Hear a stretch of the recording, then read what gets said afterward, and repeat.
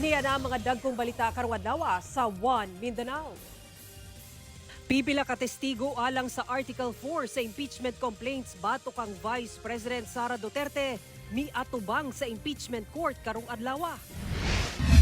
Vice President Sara Duterte miabot sa Senado una pa man nagsugod ang ikaduhang adlaw sa impeachment trial ug nakigpulong sa defense team. Kalabira sa tao, napalgan sa kalubinan sa Barangay Balubal sa Cagayan de Oro City.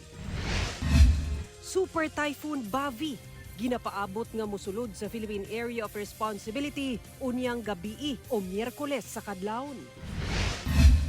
Og talagsaong puti nga unggoy nasiplatan sa kalasangan sa Senator Ninoy Aquino sa Sultan Kudarat.